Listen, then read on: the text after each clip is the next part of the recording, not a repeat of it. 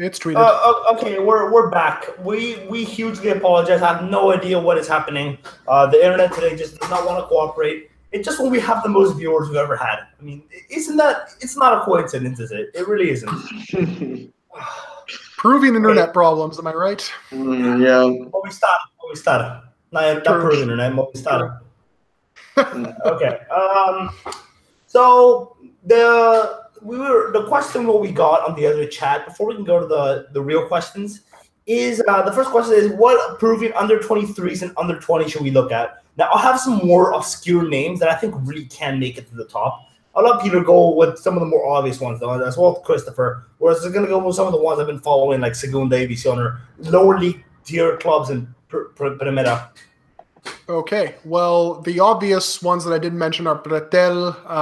Obviously, Christopher and I mentioned Concha. Those have to be the two leading candidates. Flavio Gomez counts as an under-23 player, certainly should be considered.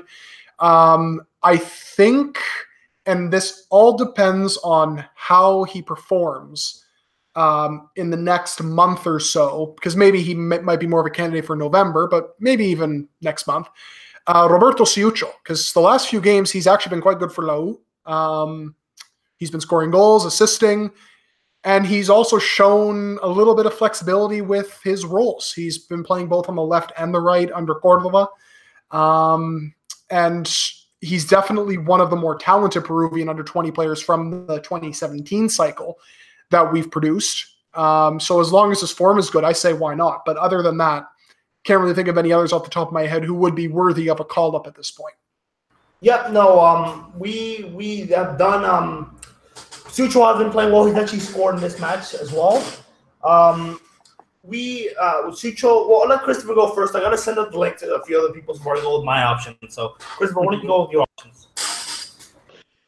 Well, I think that Peter just mentioned the most important ones. To be honest with you, I think you guys are the youth experts, as I usually don't follow as closely who the next Peru players will be. I mean, I should be more careful about that, honestly. But I think that we have hope in this next generation that will be coming up soon. We just saw him have a really good game against Ecuador. I'm trying to think of a name. Maybe you can help me, Peter. He's a young guy that plays for Rosario. I believe he was with Sporting Cristal before that. He scored an Olympic goal. I mean, that's just enough. You know, I think if you score an Olympic goal, I mean, you must be doing something right.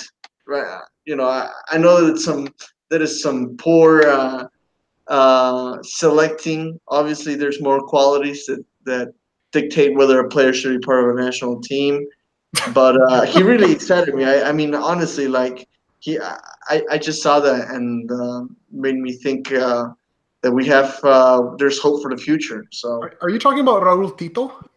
No, Rolando Arasco. No. Who? Rolando Arasco, right? Yes, Arasco. That's right. Okay. That's right. Yes. So if anything, I'll throw that name into the pot, But yeah, other than that, all the other names that we kind of did mention before and the ones that Peter just brought up, I think that all of those are good candidates. Nothing there sticks out where I would say, no, that's not a bad, that's a bad option or whatever. Okay, well, I've sent all the links. The podcast is fixed. We have 6 viewers, which, it's half of what we had, but you know what? It's inconvenience. It happens sometimes. First time it's happened to us, luckily. It's taken us 35 episodes for it to happen. The only problem now is going to be a nightmare to edit, but we've got it all fixed, and hopefully this doesn't happen again. My internet's not been on point today. So now, as to finish for the question, the first name I'm going to say, and this is someone everyone knows that I'm going to say, is Pedro Diaz from Manucci. I saw him on the weekend. This is the first time I've seen him live. I've seen him a few games afterwards. He's a phenomenal keeper. Like, he's going to end up in Primera División. He has some backstory. He started at Racing de Huamachuco. I don't know if he's actually from Huamachuco. Just kind of like where Cueva is. Cueva's from Huamachuco, if you don't know that. But Pedro Diaz, he played for Racing Huamachuco. That year they got to the Finalissima, the Copa Peru.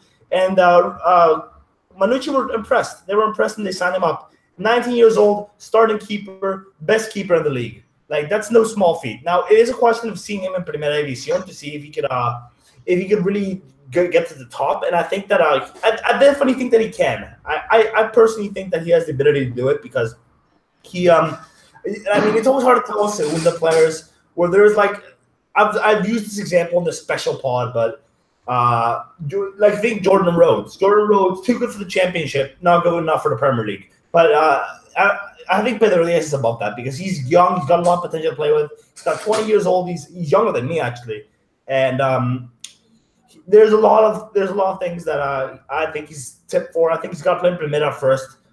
If Saraway or Manucci go up, hopefully it's one of those clubs. And because I'm pretty certain one Trujillo club is going to go up at least. If it's not, I'll be surprised.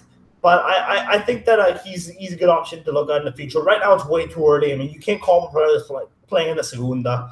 I mean, Brazil did it with Jefferson, but I'm totally against that personally.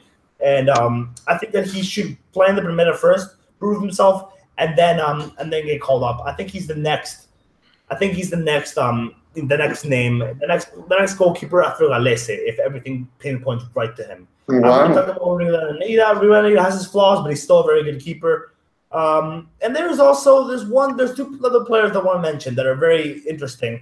First of all, is Anthony Rosell for Ayacucho. I saw him again today, and I was impressed yet again. He's probably Ayacucho's best player and best under the radar player as well, because everyone talks about Montes, Rosell, Ardiles. I think this is the best under the radar name just because he's a left back, and he does a lot of the things that clicks for the team, that makes the team click. And lastly, Carlos Cabello, who's very technical for Cantolao, and that is just he's the future. He's gonna fight out with Roberto Bellamarin for the future of that right back spot, I think. And that is that's a very important thing. So what do you guys think of these names before we can move on to the other questions? We're going to try to extend this pod a little bit just because of what happened. So what do you think of these names, Peter? Well, the Pedro Diaz shout, I'm not surprised you brought him up. I was actually expecting you to bring him up, especially after you saw him in Cañete on the weekend. So definitely one to watch. I think eventually he's going to be a candidate for a call-up. I'm not sure if for October he's going to get called up, which I think is kind of the overall point of the question, but certainly one to watch for the future. Rivanega is actually someone I was kind of thinking about in terms of a goalkeeping candidate. And unlike Duarte, he is playing right now, obviously, and very regularly. And you could argue the best goalkeeper in the league, at least over the last couple of months. So why not give him a shot, right? Especially when, Carlos Casada is still kind of working his way back into match fitness and still has to play for Garcilaso, and obviously Carvalho's kind of gone downhill a little bit. So yeah, why not? The others, maybe more outside candidates for the future, but again, I don't think you can have too many potential options, especially in positions of need, which these are. Yeah, no, for sure. I think Alessi's got that goalkeeper spot sealed for the next 6 years at least. So, yeah, I think he's only going to get better, Alessi. So anyways, well, Peter, why don't we get to some of the other questions? One that segues particularly into some of the specific players we want to talk about. I know we got one on Lopez, one on your team. So why don't we segue into one of those? Sure. So there were a couple, but we'll start first because we talked about youth players. So Rodrigo Paredes at Walls Rod asked us which players from the current under-20 squad will follow Marcos Lopez as the next call-ups for Gareca. We mentioned a couple there. I'll throw in another one just because I think we do have a bit of a striker problem, but it's obviously all dependent on them playing. Maybe Christopher Olivares or Fernando Pacheco. Maybe Super gets back into action. Yeah. Do you guys have any other names possibly from the current under-20 setup? There's not many nines, to be honest. Like, I mean, we have players coming through, but that 9 position is the one we're struggling with. Yeah. Yeah. The only one I can think of is Olivares. That's really it. And even he's not playing regularly, right? I mean, you mentioned Ugarriza before, but I think Ugarriza has a future in Peruvian football, not in the national team. Yeah, 100%. So, that's something I couldn't have said about him 2 years ago, but now I do think that about him. Which is, I mean, obviously huge progress considering where he was even a year ago, so why not? Christopher, do you have any thoughts, or should we move on? Let's a Christopher talk. We're good? Okay. So we will now segue. I love that. We can just segue right into the next one. So Robbie C at BNCEO asked us, will any European-based players be called up for the October friendlies. I guess the one leading candidate would be Christian Benavente, but other than that, I mean, is there anybody else really? Jean-Pierre Reiner. Jean-Pierre Reiner, that's true, yeah. Should have gotten called up in this cycle. Mm-hmm. So those are probably the two, I think, lead candidates, although I think Reiner might have a better chance than Benavente because for whatever reason, he's in Gareca's black book at the moment. Although he did actually get called up and Charleroi turned it down. So very possibly could be in for October. But it almost seems like it was a second thought that Gareca had, because if he had been planning on calling him from the beginning, they would have done all the paperwork in time. It seems to have been some kind of like midnight decision. Gareca woke up, couldn't go to sleep, and he had a nightmare with Benavente, and he was like, "Call up Benavente," and it was too late. That's kind of what I get from that. Because honestly, why else would the club reject the offer? FIFA says you cannot reject it if all the paperwork is done in time. Mm-hmm. But other than that, the user seems to be asking, I'm assuming European players, you guys are assuming that these are players that are European of Peruvian descent. No. But I was interpreting the question maybe just players that play in Europe. Yeah, that's what I thought as well. So, which in that case, are we going to see Renato Tapia back at some point? Oh, no, absolutely. And then, I mean, obviously, like, come on, what's it called? Advíncula killed it. Yes. You know, so obviously he will be back for sure. Well, Flores is no longer in Europe. I'm just trying to think of other players that we have in Europe. Other than that, we have our two Russian stars. I don't know. Cueva keeps getting things with Cueva have been kind of flaky ever since the penalty. I don't know if we will ever forget about the penalty, but for the next few months, he's going to continue to be questioned because of that. And is he actually playing for his club? Maybe you guys can help me out with this. Substitute. I haven't really heard from him at all. Hold on. But I do want to add on to the Cueva thing. I didn't say this earlier. I completely slipped my mind, especially after I left the podcast originally, and then it started having technical difficulties.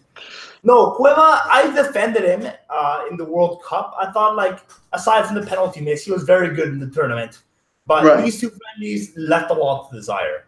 He was so ineffective, and I think he made a mistake on the Krasnodar. I mean, I guess the Europa League, but the league is going to have lower opposition. I mean, the Russian league's not as good as the Brazilian league. Not playing. Yeah, but he wasn't playing. Yeah, but he could have gone to another South American club. He didn't have to go to Europe just for the sake of playing in Europe. Enough. But that was also possibly that was really the best offer he got, right? I mean, we didn't know what offer. I mean, but like you could have worked. I mean, I guess he kind of burnt his bridges at Sao Paulo. Yeah. But at the same time, you never know these things. I mean, it's kind of tough to tell. Well, but you also can't forget either that because he hasn't really, I mean, apart from the World Cup, he wasn't really playing before that. He comes back, doesn't train. He's behind on his match fitness, which was the same case with Anderson Santamaria at Puebla. And that's why he's not playing. So Cueva is still getting back into the groove of things. And let's not forget, even despite the penalty miss, which everybody harps on and everything, after the penalty miss, he actually had a very good World Cup if you just don't look at that. You could argue I defended him for those specific reasons. But and just because he doesn't do well in a pair of friendlies, people are just suddenly disregarding him. Now, I do think he's not going to get a game playing time at Krasnodar. I know, but hang on. This is what I'm going to get to. Yeah. This is why you should have tested out someone like Benavente in the number 10 role, who is in form, who would have given you more in that final third than Christian Cueva did, because pretty much he was invisible. I don't blame him for not playing well, because I think given the situation, he was kind of behind the 8 ball to begin with. And I do think that fans should ease up on him, but I do think that he should have maybe not played, let's say, the full 90 or more minutes than he did, because he clearly did not look match fit and or accustomed to that situation. I think I'm going to play devil's advocate here for a second. Let me question this a little bit more. Is Benavente, like, the reason we have Cueva is because he's supposed to fulfill some kind of creative role. Mm-hmm. And he's usually the one that's trying to feed balls to other people also and kind of keep the game moving forward. Yes. question is Benavente really? Is he a pusher? Is he a creator? Or is he just a finisher? I think that he scored a lot of goals. I like it when they score goals. I mean, that's the reason why. If you remember Carrillo, honestly, he had that goal in the bag, and he decides to give a last minute pass because he's not comfortable taking those shots. And we thought that he was getting over that, and he seems to be falling back into that. So the question is, Benavente, how much of a creator is he compared to or balanced to a finisher? Does he have what it really takes to really replace Cueva, or should we start thinking of him somewhere else? No, I think based on what I've seen with him at Charleroi, he definitely is a decent creator. Is he at the level of a Cueva?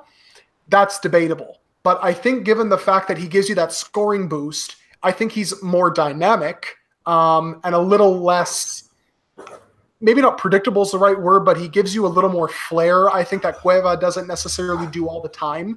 I think Benavente is someone who always wants to be involved.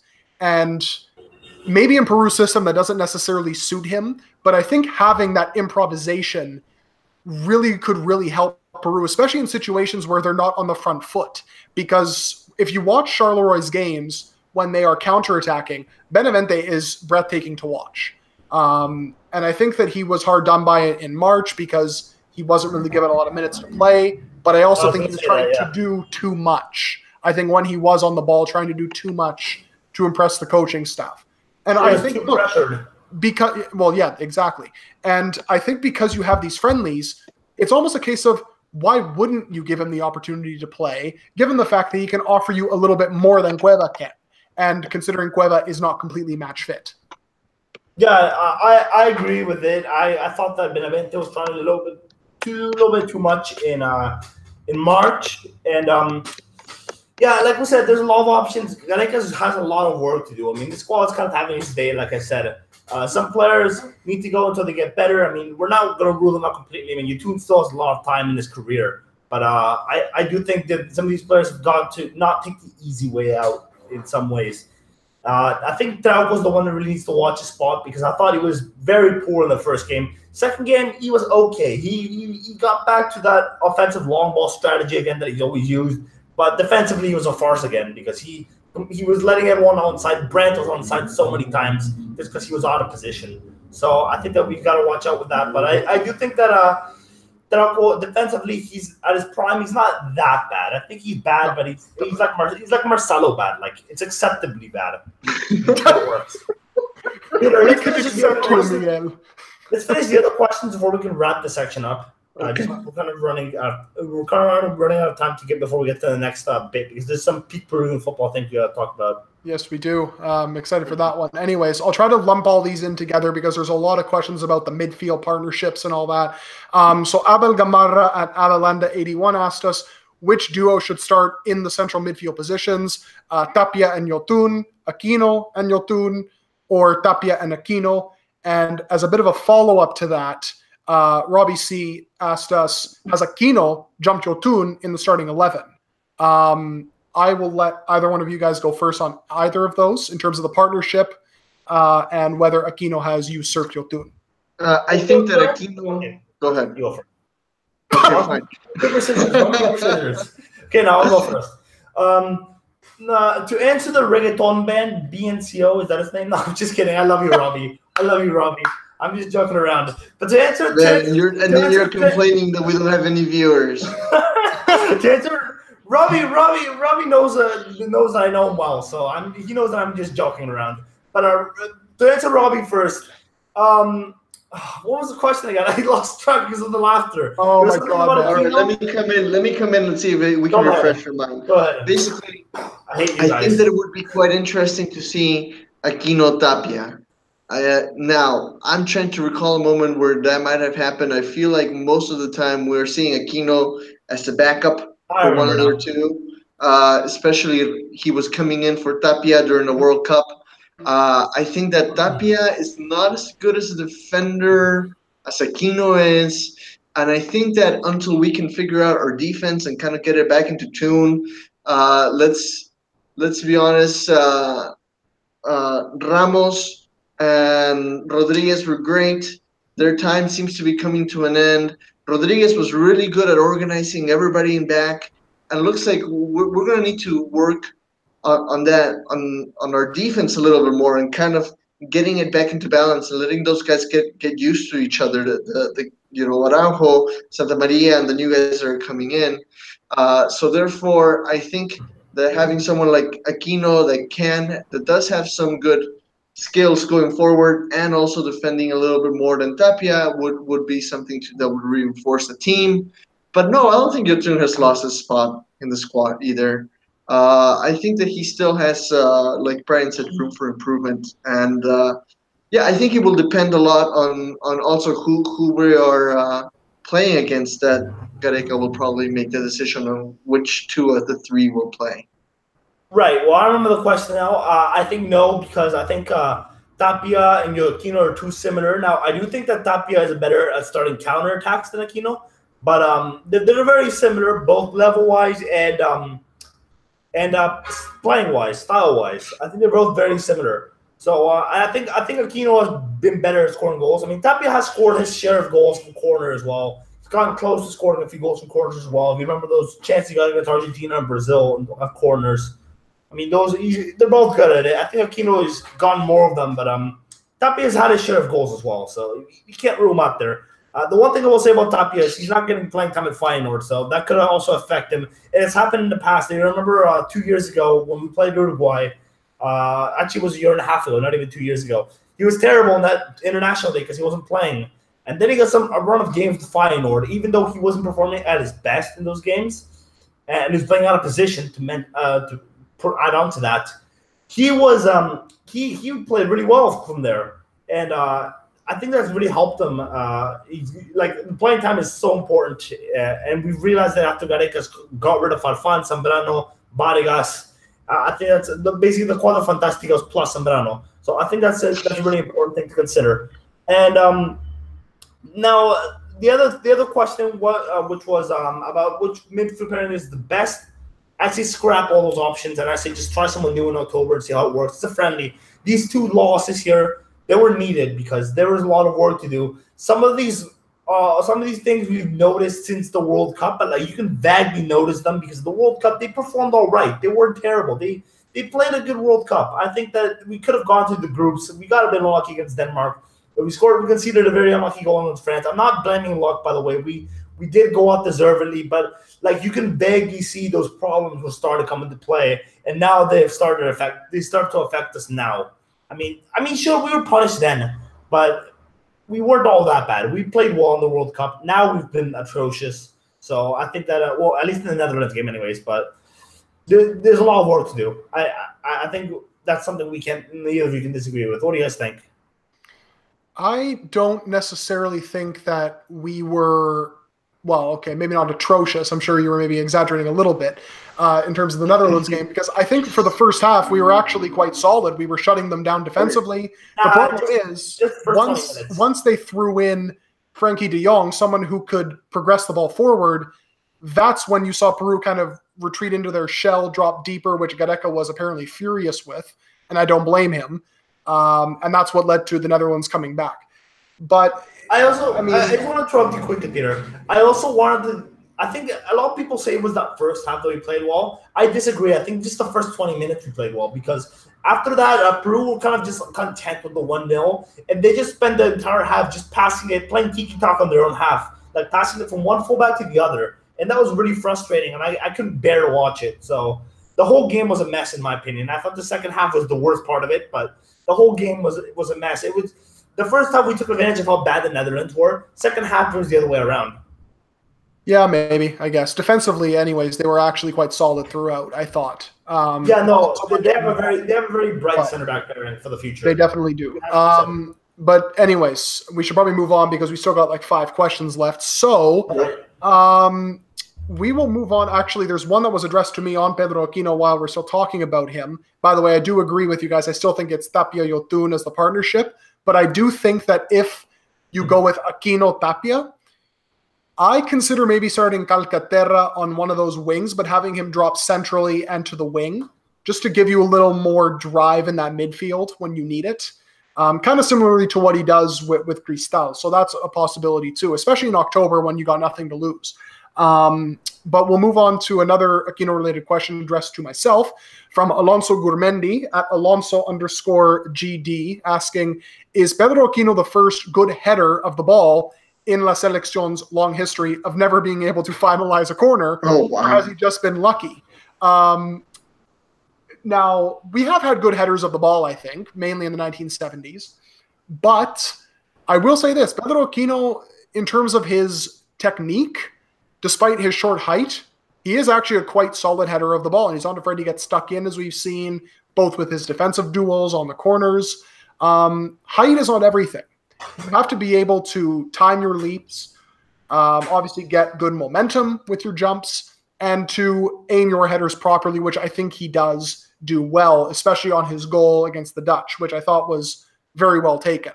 Other than that, though, we obviously need a bigger sample size, but certainly based on what we have seen from him on the set pieces, certainly decent, given that he doesn't have the height advantage. Paulo Guerrero and Rodriguez have been very good headers of the ball as well. Yes. Rodriguez with Cristal, he used to score a lot of corner goals. So I know it's kind of easier to score corner goals in the Peruvian league, but he did in the Libertadores as well. So it wasn't all the local league. And Guerrero is an elite target man. So I mean, he's got to know how to header. Indeed. All right, so we'll move on to a tactical question from Robbie C. asking, will Gareca experiment with a back three to have Trauco more up the field as a wingback? We got that question in the chat as well, so let's answer it right now. I actually considered that during the Germany game because if you think about it, they got a lot of great center backs, all of whom I think are coming through at the same time. Obviously, Abraham, Santa Maria, and Araujo being the three main ones. You have fullbacks who love to bomb up and down the pitch, especially at Bingula. I don't think it would be a bad idea. And you also give, especially when you have someone like Yoshimar Yotun who's struggling on the ball, if he does happen to turn over possession, you have more cover back there with three center backs. I don't think it's a terrible idea. What do you guys think? I think that for that strategy to work, we just need to make sure that we're playing tightly, that we're not too spread out on the field, or else it's going to be a challenge whenever they take the ball away from us and trying to get all the team back or giving them way too much space to think. But I think that as long as the team can stay kind of compact and move well up, then no, it wouldn't be that bad of an idea. I think it would create we would see a lot of offside traps, and we would see a lot of other strategies that come into play other than just trying to pack, having four in defense or something like that. Right. I mean, we have the center backs to do it, but I'm still a bit skeptical because last time I suggested someone switch through to back, it was Alianza Lima, and it was then Melgar destroyed them when they played through the back. But then again, yes, because Bengochea totally listens to a pod, and he heard you say that was a very dodgy through the back, though. Like it was like two wingers instead of wing backs, and they were like open. I did a whole tactical analysis on it. If you want to see it, this is a disaster. I don't think Gareca will go stoop to that low. I also just going back to the Abel Gamarra question quickly. I don't want to see Tapia and Yotun and Aquino at the same time, just because I do think that that's a little bit too conservative. I mean, Colombia's been doing that with Beckerman the last 4 years, and it's not worked for them. So I don't really want to see it with us. I mean, it's worked, but like they've literally been like grinding out results, like living off like basic 1-0s or drawing like the last minute. So I don't like that idea. I think we got to be more offensive because we have the center backs to carve the attacking players. Just I threw it back. I think it doesn't work because we do have a lot of center back depth. So I think that is but I don't want to see two defensive midfielders in one. I think that's a bit risky. Possibly, maybe in a certain situation, like 20 minutes to go, you want to defend a lead. Why not? Yeah, no, that would be fine. But just the starting two, I don't agree with it. I think the current system is fine as it is. I just think we need players who are more informed. Yeah, exactly, especially Yotun. So we will finish off with like the player-related questions.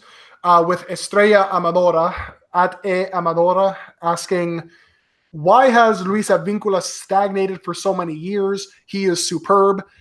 We got so many questions like this during the World Cup from people who had watched Advíncula for the first time. They look at his Wikipedia page, they see all the clubs he's been at, and they're like, how on earth has this guy only just started to break through? The real issue for him has been he was a converted winger into a fullback, number one. And he just joined the wrong clubs at the wrong times. Very good in Argentina, no question about it. Yeah. Then he had the injury at Tigres, which kind of slowed him down for a few months. But generally speaking, that's been why he has stagnated. Plus injuries here and there too, like with every player. But it is great to see that he is becoming an absolute beast. And let's be honest, if he continues in this form, Rayo Vallecano might not be able to afford to buy him at the end of the La Liga season. Another club might actually come in for him and buy him. I don't know what you guys think. Well, we got to see Advíncula more in the season. We got to see if he's able to withstand. I personally think he can.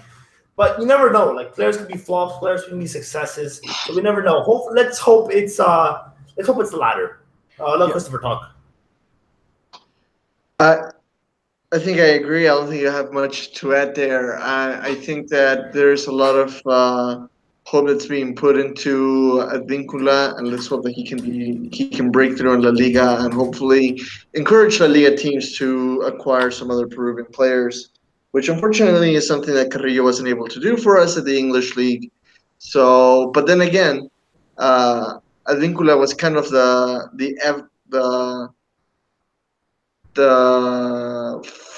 one of the first players to go to Mexico, and then that worked out. So no pressure, Advíncula. If you're listening to this, no pressure. We're expecting you to bring all of Peru to La Liga. So just have a great season, okay, pal? I love that. That's a great way to finish that.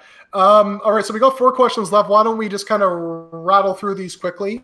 The last 3 I'll kind of ask you guys each individually because I think you might have your own unique take on it just to get through it. So we'll go around the table for this one. Again, Estrella asking, which Peruvian player do you think is ready for Europe? I would assume to move to Europe. So Brian, we'll go with you first if you have a name. I'm sure I have a feeling you have one name in particular.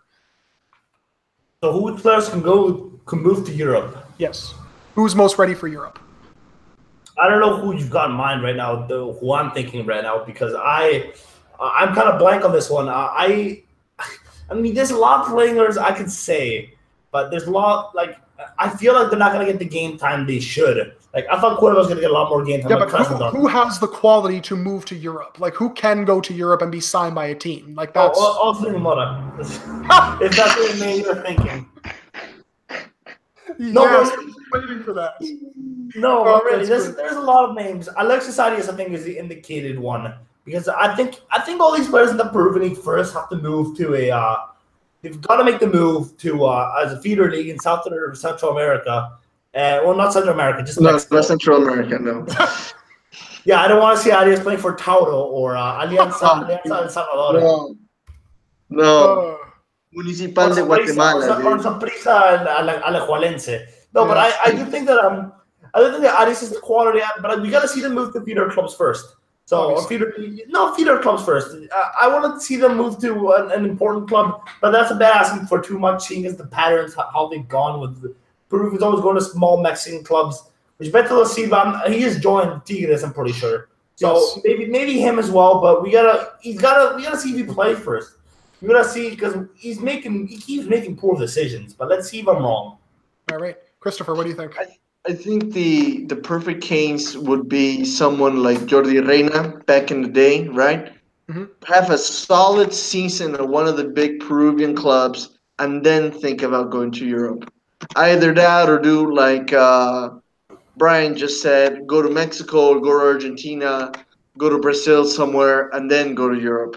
I think when it comes to player development, Peru's still lagging behind. I think Cristal has a pretty good system right now. Maybe Alianza Lima, but other than that, the other Peruvian clubs are not really quite there in developing Europe-ready players. So that's kind of what I'm leaning towards. Yeah. The one name I will throw out there in terms of Peruvians abroad, but not in Europe, who I think is most ready, Pedro Aquino, and I think that's pretty obvious. Sure. Yeah. Right. But other than that, I mean, I don't think the list is very long, let's say. Maybe Anderson Santamaria, if he can get game time. I think Anderson Santamaria for sure has the quality. I think he's the one with the most quality, actually, because if you look at his history, Leandro Huánuco and Melgar, he's played pretty much everywhere. He's played as a striker. He's played as a midfield. Actually, particularly in that striker season, he finishes one of the top scorers of the Peruvian league. So it's not a surprise that why he has so much technical ability. So he's kind of total football, if you may. I think that he's definitely the most Europe ready, just because of the just because of how much technical qualities he has. I think that there's some room for improvement in the defense, but he showed that he's a very good defensive sound player as well. Yeah, absolutely. All right, so we'll now rattle through one by one. I'll ask one of you guys each the question. You answer it, then we move on. So, Brian, quick answers, please. Okay? So I told you quick answers. So Estrella is Marcos Lopez really one to watch? So, Brian, I'll give that one to you. I mean, I haven't seen him as much as I would have liked, to be honest. I've seen more he's not played a whole lot for Cristal. The bits I have seen, I haven't impressed. But when I watch the reserves, I've seen more of Osling Mora, Jairo Concha, Christopher Olivares. I mean, I know it's kind of daft to say Christopher Olivares because he plays in the same team as Lopez. But I mean, I've seen Olivares more for the national team, for Mitad del Mundo in particular. So, and this season with Cristal, the bits I have seen, he's been very good. But yeah, the thing I don't like is I don't like. I mean, he's young, so you can still convert him. I don't like the idea of moving him up to a winger because we have too many of those. I would rather him stay as a fullback if he's effective there. Like I said, this season, Tavares Silva introduced the playing the fullback as a winger, and then everyone seems to have caught on to that. I've seen Gisa Sola play as a winger. I've seen, obviously, Roberto Villamarin play as a winger. So I don't get it. Why is Lopez playing as a winger as well? Like, it seems to be a trend this season. I mean, I know that happens in every club in the world, but it's like a bigger trend here. And it's kind of annoying me. What do you think? This is a rapid fire round. I'm ready for my question. You're the only. I had to go for a rant. I'm sorry. I had to go for a rant. You're the only one who's allowed to answer, Brian. So, Christopher, for you, because you love to wear different kits on the show from time to time, Jeronimo Latorre at Jeronimo_21 asked us, what are your thoughts on the new Marathon uniforms? Oh, jeez.